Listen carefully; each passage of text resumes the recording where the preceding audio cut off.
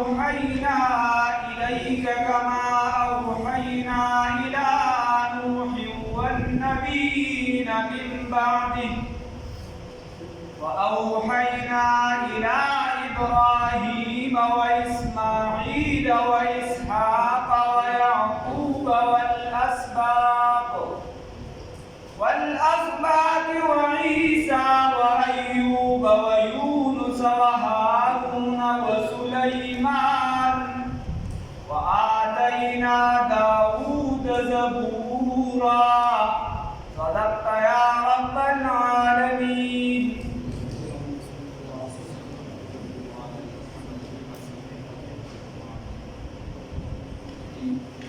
اللهم بارك على محمد وعلى آل محمد كما باركت على إبراهيم وعلى آل إبراهيم. عزتمندو تاسو ته خپل رضی سبق کې ما ویلو کو خیال کړو چې دې اعتراض کوي پر رسول الله صلی الله علیه وسلم باندې. رسول الله صلی الله علیه وسلم ته دی وی چې ته پیغمبر نو پروان دي پیغمبرانو کو کتاب په یو ځای را نازل شوی او نجمن پتا خو لږ یې سره نازلي نو خدا څنګه چې خدای ته دی وایي چې زموږ طرف ته یو کتاب راولېږي، یعنې چې پتا یو کتاب را نازلېږي زموږ طرف ته راځي، خو چې په یو ځای څنګه چې په موسی علیه السلام راغلی یا په عیسی علیه السلام یا په داود علیه السلام باندې. نو د هغې اعتراض جواب دی. الله رب العزت وایي چې ته دې ته ووایې چې دا کتاب اصل نه دی، خامخایي دې کتاب د پیغمبر دپاره ضروري نه دی. داسې ډېر پیغمبران دي چې ما در سره کتاب نه دی ورکړی او تاسې پیغمبر منې. تاسې پیغمبر منې که کتابونه خو ما محدودو پیغمبرانو ته ورکړي، ټولو ته خو مې نه دي ورکړی او تاسو ټولو ته پیغمبران وایئ. نو ستاسو خو دا خپله خبره په خپله غلطه ده، دا خو تاسو دروغ وایئ. وحي لازمي ده، وحي زه پیغمبر ته کوم. د وحي خبر د کتابونو په دنیا کې بلا ملاوي یو زما کتاب ما سره نسبت راغلی، هغه د وحي د وجې راځي چې زه وحي را نازلوم د پیغمبر سره زما رابطه ده. نو د هغې د وجې چې دې ته دا مرتبه د هر څه میلو شو، دا صرف د کتاب د وجې چاته نه میلاوي. نو اعتراض جواب دا چې الله رب العزت ورته وایي چې نور هم پیغمبران هغې باندې خو ما چې دی کتابونه نور را نازل کړي او تاسو ورته پیغمبران وایئ. رسول الله صلی الله علیه وسلم باندې لږه لږه کیسه چې را نازل شوې دا د موقع محل مناسب را نازله شوې، لهذا تاسو رسول الله صلی الله علیه وسلم ومنئ. الله دې ورته خپل تفصیل سره خبرې کوي. الله رب العزت فرمایي انا اوحینا یقینا موږ وحي کړي وه الیک تا ته ای پیغمبر صلی الله علیه وسلم. انا اوحینا یقینا وحي کړي د موږ الیک تا ته ای پیغمبر صلی الله علیه وسلم کما اوحینا لکه څنګه چې موږ وحي کړي وه الی نوح علیه السلام ته والنبیین او نور پیغمبرانو ته من بعده رسل نوح علیه السلام نه. ګوره نوح علیه السلام یې پکې ځانګړی ذکر کړو او د ټول نه وړاندې ذکر کړو. وجه ولې وړاندې دله یو خاص مقام ورکړ، تخصیص یې ورکړ. نو یوه وجه خو دا ده مفسرین وایي چې لانه وی دا دغه چې دی د نوح علیه السلام چې کان ابو البشر مثل آدم علی نبینا علیه السلام. وی دی په شان د آدم علیه السلام د نوح علیه السلام ته موږ خپل نیکه وایو، پلار ورته وایو، نسبت ورته وایو. ځکه چې دنیا ټوله ختمه شوه د هغه د قوم نو د هغه د وګړو نه بیا د دنیا دوباره چې دی نو رفتار روان شو. نو د دې وجې د ده مثال د هغې د آدم علیه السلام سره د دې وجې دې ځانګړي ځان ته ذکر کړو. یا د نوح علیه السلام نه وړاندې چې دې شریعت وو، شریعتونه هم دا نه پیغمبران راتلو، خو د هغې بلکل د هغې پیچیدګیانې د هغې یو جز وغیره هغه دومره په تفصیل سره او جزیات یې نو راغلي، د هر شریعت جزیات نو راغلي چې د دې قاعده دا ده، دې باندې به دونه مسایل دي. د هغې وجه دا وه بنیادي چې هر پیغمبر چې راغلی دی نو دې د شرک د ختمولو لپاره راغلی. بنیادي خبره دا وه، خلکو ته د خدای والا خبره کړې، بنیادي خبره دا وه. او د نوح علیه السلام پورې چې دې شرک نو هغه پورې شرک نو لومبنې د شریعت منصوصه مکمل چې داسې راغلی چې جزئیات یې رانازل شوي نو د نوح علیه السلام نه راشروع شوي. بل د نوح علیه السلام نه مخکې چې دي نو داسې قوم له په یو ځای باندې عذاب نه ورکړی شوی الا من عذب عذبا داسې په یو ځای باندې عذاب نه ورکړی شي نوح علیه السلام چې کومه دعا خیرې وکړلې هغې سره چې کوم عذاب ملو شو د دې وجې د هغه ذکر داسې بیا نوح علیه السلام 900 کاله صرف تبلیغ کړی دی عمر یې زیات دی داسې بعض روایتونو کې راځي چې نوح علیه السلام عمر دا په ټولو پیغمبرانو کې زیات دی او د ده لویه معجزه په خپل بدن کې وه د ده دا لویه معجزه وه چې دې په ټولو کې زیات لوړو د ټولو نه زیات عمر د ده زیات ټولو دا د نوح علیه السلام بیا هم چې کله وفات کېږي نو اسرائیل علیه السلام ورته وایي چې عمر دې څنګه وموند وایي عمر مې داسې وموند لکه چې سړی په د عمارت په یو ګیټ رادننه شو په بل باندې اوسي دا د دنیا عمر خیر انا اوحینا یقینا موږ وحی کړی دا الیک تا ته کما اوحینا لکه څنګه چې وحی کړی و الی نوح علیه السلام ته والنبیین او نور پیغمبرانو ته من بعده رسل دنا صالح علیه السلام هود علیه السلام دا د نوح علیه السلام نه چې کوم باسو واوحینا او وحی کړی و موږ الی ابراهیم علیه السلام ته و اسماعیل علیه السلام ته و اسحاق علیه السلام ته و یعقوب علیه السلام ته والاسباط او خاندان او اولاد د دوی ته الله رب العزت وی هغې ته مونږ وحي کړی دې کې د کوم یو پیغمبر سره هر یو سره کتاب نازل ابراهیم علیه السلام ته لویه مرتبه حاصله ده هغه سره خو کتاب په یو ځای نه رانازل شي صحایف لکه شان د نور پیغمبر چاته د سره صحیفې هم نه لیکل شوي هارون علیه السلام ورور یې موسی علیه السلام په تورات باندې عمل چې دی دا لازمي و هارون علیه السلام هم د تورات راوړي حالانکه په یو وخت په یو کام کې دواړه پیغمبران و عیسی علیه السلام ته و ایوب علیه السلام ته و یونس علیه السلام ته و هارون علیه السلام ته و سلیمان علیه السلام ته و آتینا ورکړی مو داود علیه السلام ته زبور هغه د زبور کتاب ورکړو ورسولان ارسلنا رسولان دلته کې څه کې داسې ورسولان او را لېږلي دي موږ پیغمبران قد قصصناهم چې بیان کړي دي موږ حال د دوی علیک تا ته یا مسما کړي دي موږ نومونه د دوی علیک تا ته من قبل مخکې د دینه یعنی من قبل مخکې صورتونو کې بعضې پیغمبران الله رب العزت ورته وایي چې دا تمام مخکې صورتونو کې د هغې نومونه یاد کړو تا تمام مسما کړو چې دا چې دی نو دا اسماعیل علیه السلام دی دا اسحاق علیه السلام دی دا پلان کې دی وروستو الله رب العزت ورته وایي ورسولا وارسلنا رسلا او موږ راولېږل رسولان لم نقصصهم چې موږ حالت د هغې نه دی بیان کړی علیک تا ته هغه هم لا نه دی بیان کړی هغه دې نه پس تا ته را روان کړي بیانو چې په هغې کې صالح علیه السلام دی هود علیه السلام دی لوط علیه السلام دی د هغې خبرې وروستو را روان دي هغه یا الله رب العزت وایي قد قصصناهم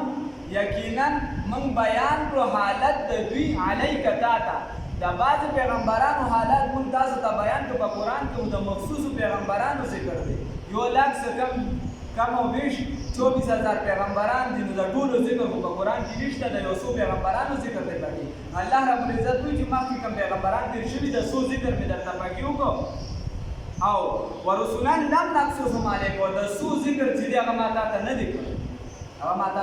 کړی هغه بعض بلا پیغمبران د هغې ذکر ما تا ته نه دی کړی وکلم الله خبرې کړې وي الله تعالی وکلم الله خبرې کړې وي الله رب العزت موسی د موسی علیه السلام سره تکلیما په خبرو کولو سره الله رب العزت د موسی علیه السلام د دې په خپلو کې خبرې شوې او رسول الله صلی الله علیه وسلم یې دیدار کړی رسول الله صلی الله علیه وسلم د صحابه تپوس کې چې یا رسول الله صلی الله علیه وسلم موږ خدای لیدی شو موږ به خدای وینو د قیامت پر رسول الله صلی الله علیه وسلم ورته وایي چې بالکل مدرس پاک وي چې هر څه اسمان پاک وي او وریځه مریځه نه تاسو د څوارلسمې سپوږمۍ وینئ ورته وایي او وایي چې لمر ښه راتېر وي ستاسو د ماسپښین وخت وي ستاسو د پاسه یې وینئ وایي او وایي دقه شان به تاسو الله رب العزت د قیامت په ورځ باندې وینئ الله رب العزت دې راته رانصیب رسولا مبشرین را لېږلي موږ پیغمبران زیرې ورکوونکي و منذرین او یروونکي لئلا دپاره د دې یکونه چې نشي للناس دپاره د غلو علی الله په الله رب العزت باندې حجة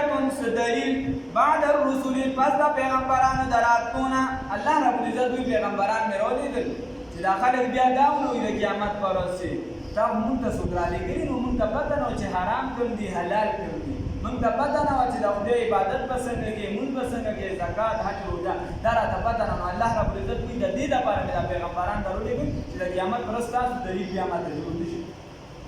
الله دې مونږ له عمل توفیق راکړي وکان الله یقینا دی الله تعالی عزیزا غالبا حکیما حکمت والا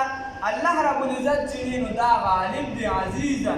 او دا غالب دی په انتقام غشتلو کې چې څوک د پیغمبر خبره ونه مني حکیما حکمت والا دی الله رب العزت چې څوک د پیغمبر خبره ومني د پیغمبر پر علیګلو کې دا هغه کتاب کې دا هغه خبرو کې الله رب العزت حکمت دی لیکن الله رب العزت چې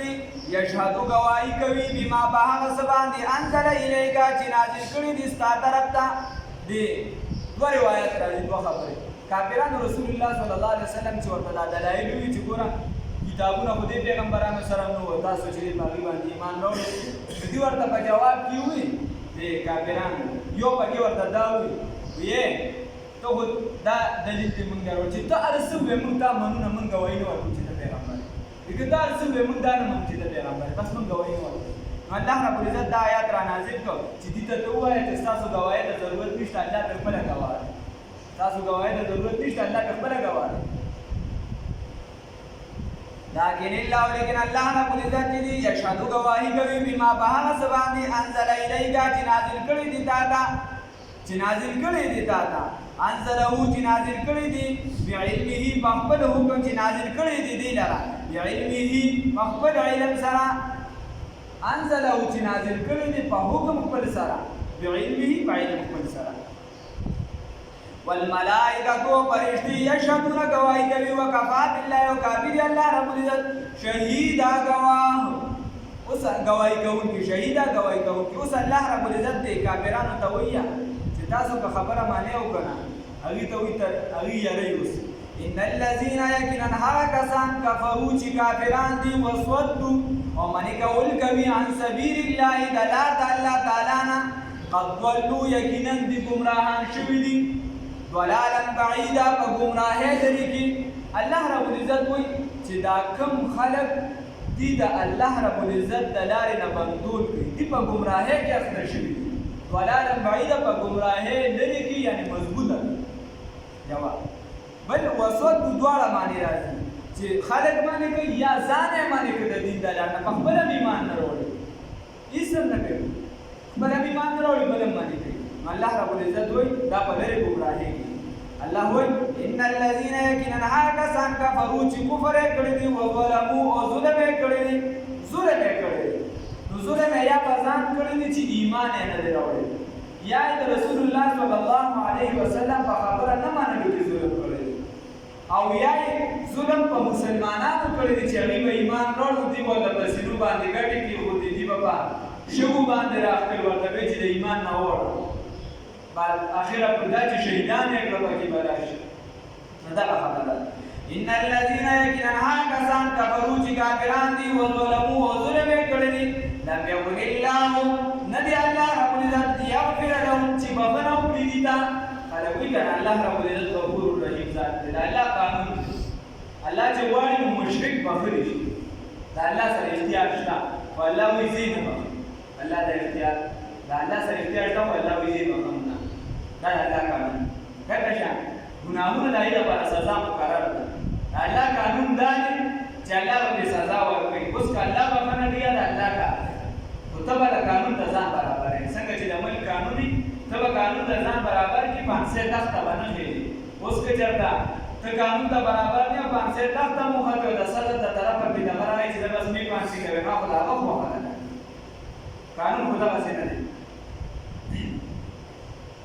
ان الذين یقینا هغه کسان کفروا چې کفر یې کړی وظلموا او ظلم یې کړی لم یکن الله نه دی الله رب العزت یغفر لهم چې بخښنه وکړي دي ته ولا لیهدیهم او نه چې لاره وښایي دي ته طریقه سمه لار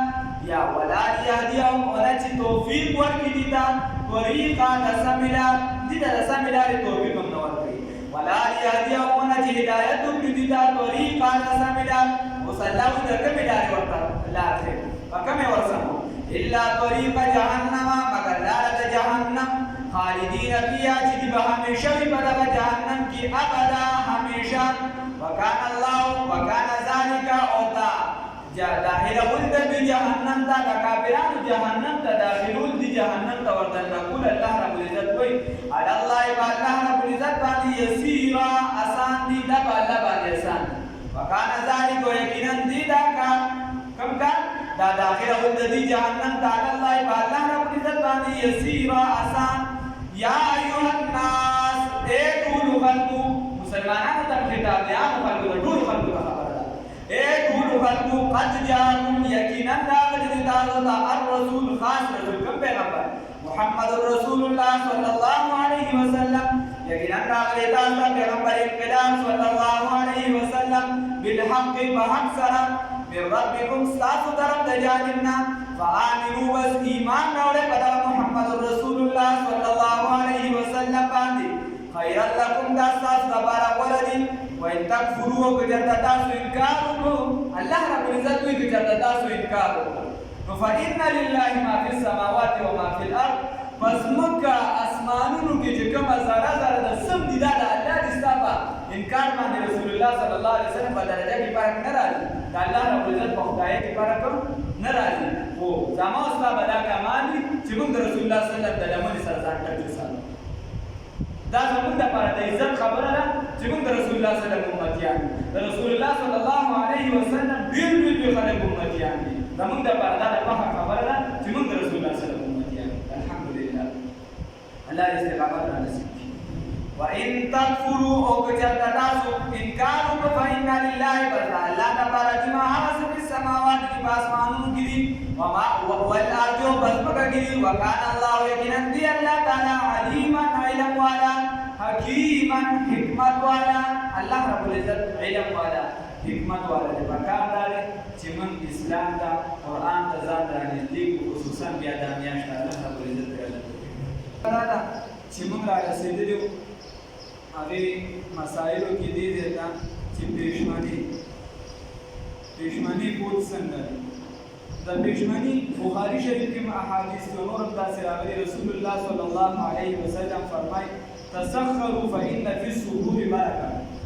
وې تاسو پېشمنی کوي ځکه چې تاسو د لپاره باندې کې برکت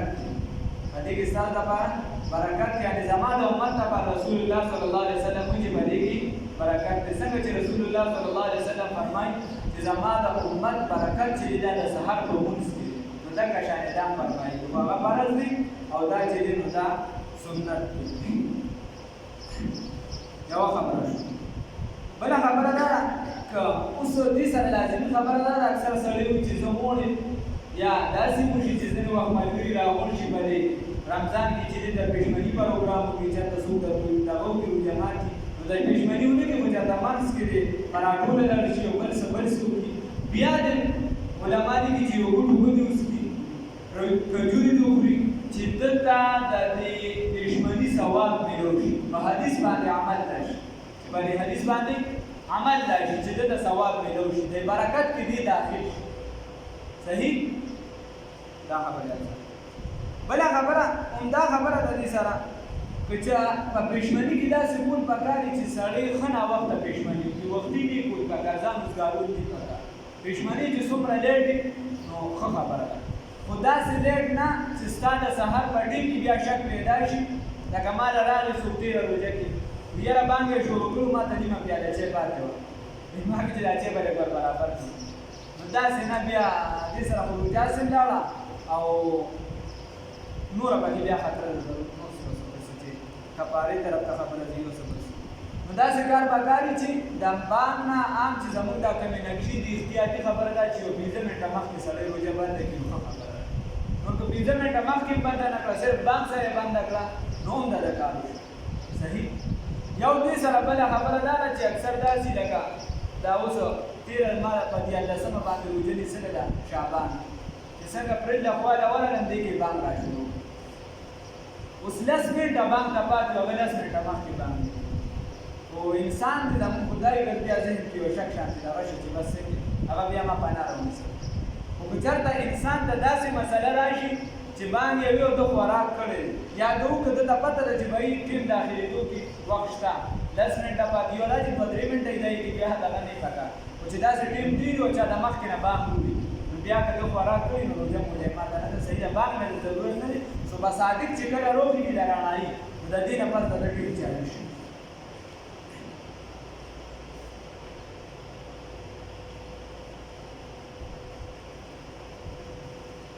اوس یو کس ته دي وده شوی دی د شپې ودلې چې راپاسې د په ده باندې غسل وړېدلی دا مسایل مې ضروري دی ویلې نه وکړئ دا زموږ د تپوسونو نه روژه کې اکثر راځي په ده باندې غسل وړېدل یا د رزم کې وړېده نو چې د رزم کې وړېده چې د لاس ماس چاله نه یې وړي یا یو څه بل څه مشران یې بیا پوهېږي هغه یو څه بل څه نه شي نو د ده روژه نه ده ماته نه پرې کفاره لازم ده خو که خوب مو بیا ولیده نو بیا یې روژه ماته ده او که چېرته خوب مو ولیده نو دې سره روژه نه ماتېږي په دی کې په ده باندې غسل وړي لکه شان یو انسان راپاسې د شپه ده په ده باندې غسل وړېدلی دی دی وایي که پېشمنۍ کومه نو دې خوا رانه دا غسل ټیم ځي بام او که دې خوا چې دی دا پېشمنۍ نه کومه غسل کوم بیا خوراک نه شم کولی روژه ده نو ډېرې پېشمنۍ وکړي غسل د خیر د وروسته وکړي احتیاطي که دا کوي په خولو او پوزه کې د اوبه خټکې واچي ځکه چې بیا روژه کې سړی هغه شانته چوپ وي نو روژه نه ماتېږي په دې سره ښه دغه شان روژه ماتې چې کوم دی انسان کوي نو په حلالو د کوشش کوي لومبي روژه چې ماتوي نو په کجوره باندې بهتره ده انسان دی که چېرته کجوره نه وي یا بل څه غربت راشي بل څه کې بلا کې سي بیا د خیر د په اوبو باندې ماته کې اوبه بیا افضل وي په اوبو باندې بیا ماتول پکار دي د هغې نه علاوه په مالګه یو څه بل څه دا خلک چې کوي دا سنت او دا شیطان نه دي صحیح دعا ویل پکاري بسم الله والحمد لله اللهم لك صمت وعلى رزقك افطرت وعليك توكلت سبحانك وبحمدك تقبل مني انك انت السميع العليم بسم الله والحمد لله اللهم لك صمت وعلى رزقك افطرت وعليك توكلت سبحانك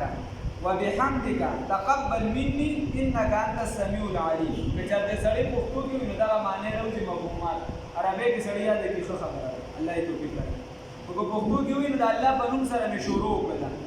او الحمدلله ټول ثنا تعریفونه الله پاک لري او خدای پاکه ستا دپاره مې روژه نیولې وه او ستا په رزق باندې ماتوم چې تا کوم رزق راکړی او په تا باندې مې خدایه توکل دی ټوله پاکي چې دا تا لره دا ستا شان چې دی دا اوچت دی خدایه پاکه د عبادت چې دی دا زما قبول الله یې توفیق راکړي نو بس سړی دې هم دا وکړي چې خدایه پاکه ته لوی ذات دی ته چې دی نو غفور رحیم ذات دی ته چې دی نو فاقي ده تعالی تر عام چې کوم الفاظو کې ته ویلی شي خدایه پاکه ستا په ذات مې توکل دی ستا په ذات مې توکل دی دا روژه مې ونیسي له تا توفیق راکړه ستا زه شکرګزار یم خدایه پاکه د عبادت مې قبول کړي ځکه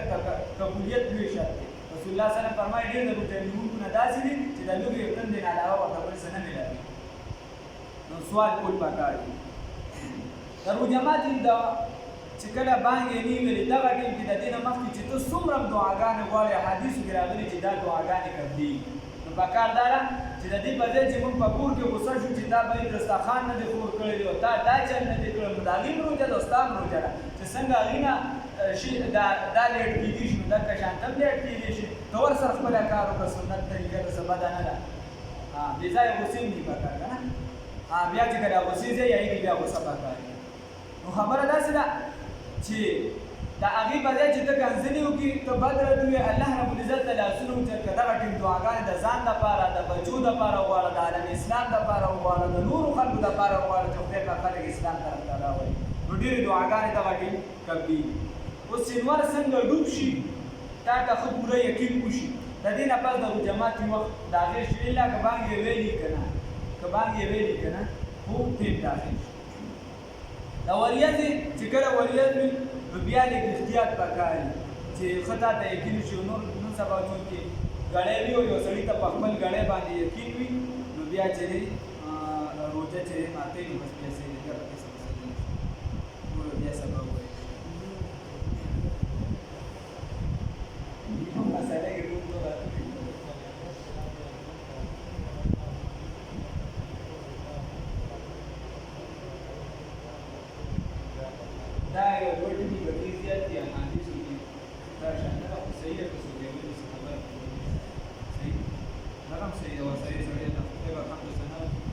سړی دا وکړي چې پښیماني دې اخره پورې کړي داسې بالکل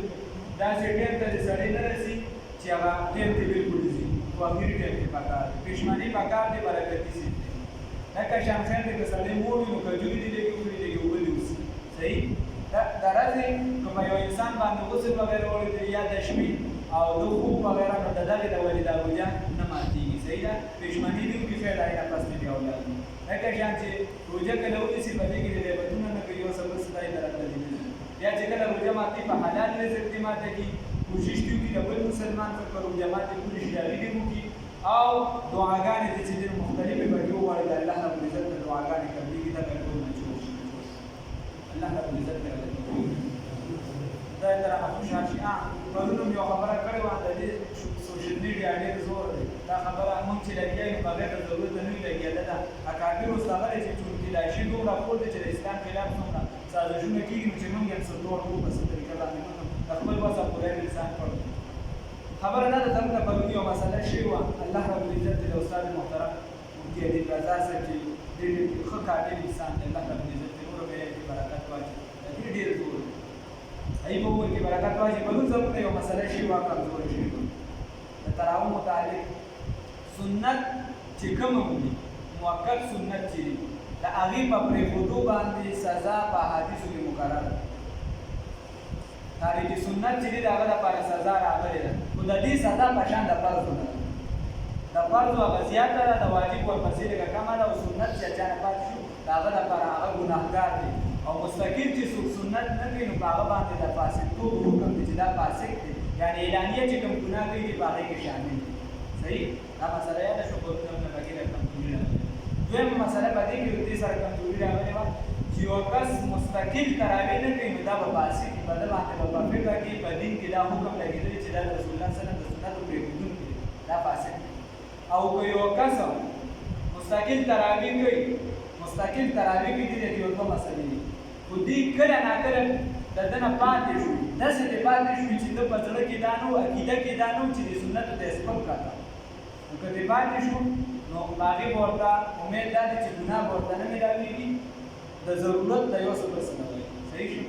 که ده چېرته پرېښودو په دې نیت باندې چې یاره دا خو سنت دي که دې وکړو کړي دي او که نه دي سپکوالی ورته وکړو د عقیدې په طور باندې نیت کې ورته سپکوالی چې سنت که چا وکړو خو ثواب دی که ویې نه کړو نو دا د سپکوالي په طور باندې ذهن کې راځي بیا د کفر خبره ده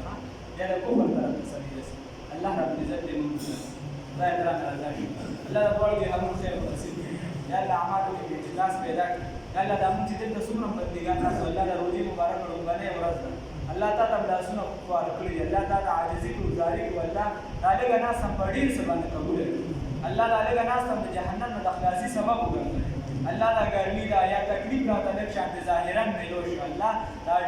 لږ تکلیف چې دی د دې په وجه نه هغه ډېر تکلیف د جهنم لري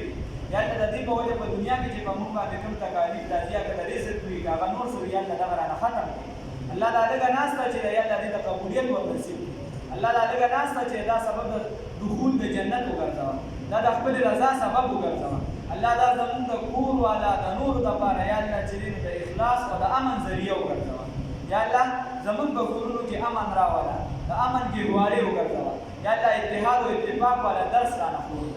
الله ټول عمر ګناهونه کړي دي چرته چغلې کړي دي چرته غیبتونه کړي دي چرته نور ګناهونه کړي دي الله موږ په دغه کې هر کس څه ناصافته یو خدای الله ته لاس نیسو الله تعالی عاجزي کړو ظالم کړو الله د پاکه مبارکه میاشت ده په دې کې چې دې مغفرت دی رحمت دی یا الله د جهنم نه خلاصي دی الله موږ ته مغفرت هم وکړي رحمت هم را باندې وکړي د جهنم نه خلاص کړي الله دغه ټول ګناهونه معاف کړه الله دغه ګناهونه معاف کړه الله د چا دل ځای رانه شي څوک رانه خفه شي یا الله رانه خوشحال کړه الله رانه خوشحال کړه الله زموږ د لاسونه هیڅ چاته هم چې دی الله تکلیف مه رسوه زموږ د خولې نه زموږ د اندامونو نه خدایه چاته تکلیف مه رسوه الله زموږ نه خلک په امن کړي موږ هم د خلکو نه په امن کړي یا الله موږ پسې هم څوک مه کوه موږ هم چا پسې مه کوه الله د زنا نه هم وساتي یا الله د بندۍ ډول د زنا عامه ده غیبت عام دی چغلي عامه ده الله د بل مسلمان حق والا عام دي الله د دې ټولو ګناهونو نه بچ کړه الله د خلکو عزتونه لوټ کېږي الله د عزتونو حفاظت هم وکړه الله د کورونو حفاظت وکړه الله د زنانو د نارینو حفاظت وکړه الله د مشرانو کشرانو د ټولو مسلمانانو مسلمانانو د ټول یا الله د حفاظت وکړه الله د دې اسلامي ملک او د هر اسلامي ملک حفاظت وکړه الله د حرمین شریفینو د ځمکې حفاظت وکړه الله د هر فتنې نه حفاظت وکړه الله خپل عبادت پکې جاری او ساری وساته